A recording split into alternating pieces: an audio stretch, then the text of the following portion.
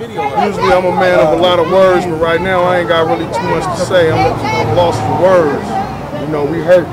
That's a real street soldier. We lost last night at the hands of the police. You know, and the media try to spin it like he's a monster. You know, like he has this violent history and he likes to carry guns, and it's not like that at all.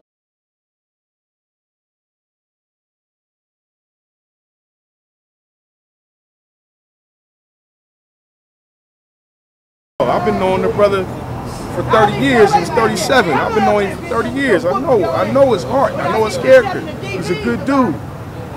And he didn't deserve to die like the way he did. Shot 8 times in the back on the ground like a dog.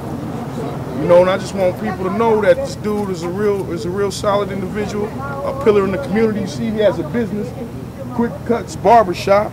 You understand me? And my son, I've been getting cut. My hair been cut by this dude. Just got cut Sunday. You couldn't get cut on a Sunday. You know, I just got cut by this dude. Open? You know, my son been getting cut by this dude since he's 1 year old. My son's 17. All our families, man, we grew up with this dude's haircuts. It's like a soul food spot or something around here. We grow up on your food. We grew up on his haircuts.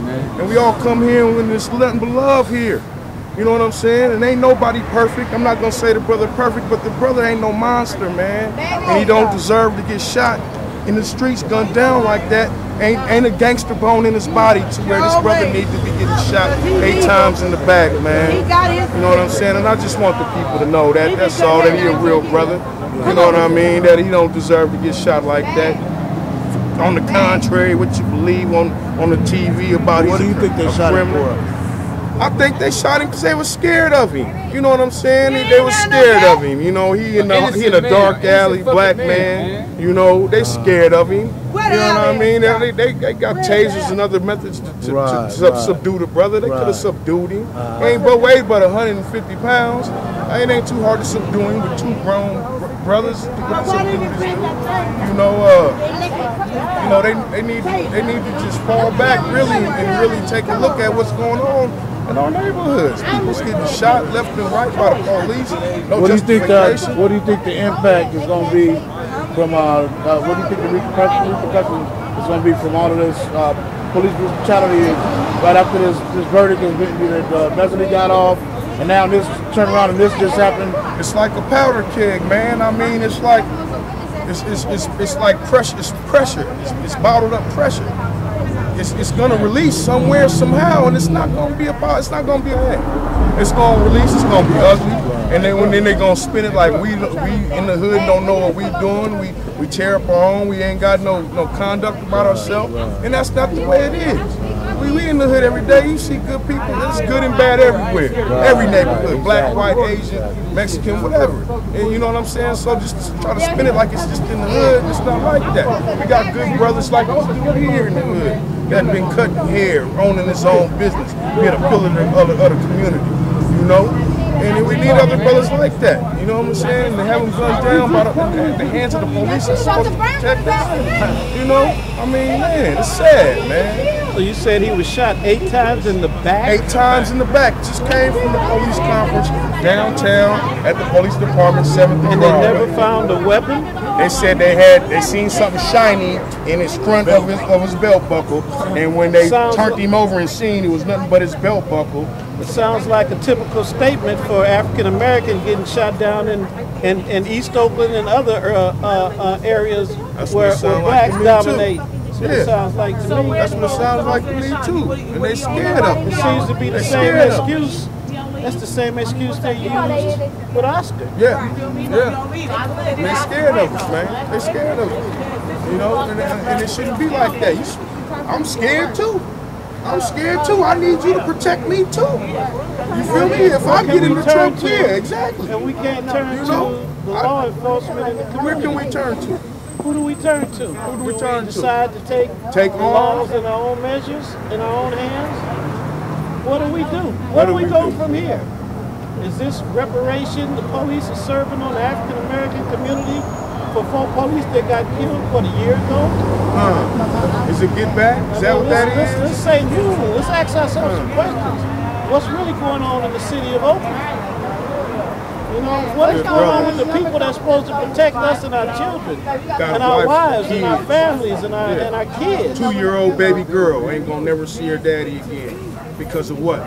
Because the man chose to run. Okay, maybe resisting arrest ain't the proper thing to do, but the man don't deserve to get shot 8 times in the back behind resisting arrest by running. Does running constitute a death sentence? No, it doesn't. In my opinion, it does not. No. And that's what we get to talk about. So you know, that's basically well, you know, it. It's a town meeting. It's a town meeting at Olivet Church on Saturday. I think it starts at 4 o'clock. And it's a town meeting that gives everybody in the community a chance to address these issues of police violence, police killings, senseless killings of African Americans in the black community.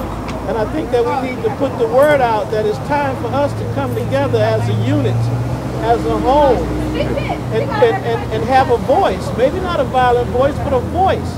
And we can do it through voting. We can do it through keeping the wrong people out of office.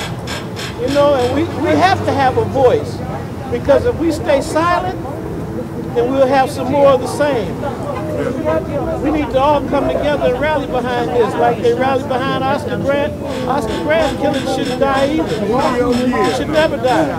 The only reason he went to trial was because he was videotaped. Yeah, they went for the videotape. There's been murder after murder after murder in the Oakland community at the hands of the officers that's supposed to protect us that live somewhere else. Not a part of this community, never have been. Scared of it. Never have been, and they come in here in Oakland or other areas where you have predominantly African Americans and Mexicans, and they just dispense justice at will. Shoot first, and ask there's questions no answer, there's no repercussion to these deaths that's going on by the hands of the law officers that's supposed to be providing peace and protection for our communities. This is senseless. And we ought to be tired of it. We ought to be tired of it. I say to everybody, please come down to Olivet Church Saturday. We're having a town hall meeting on some of this violence at the hands of police officers in Oakland, California.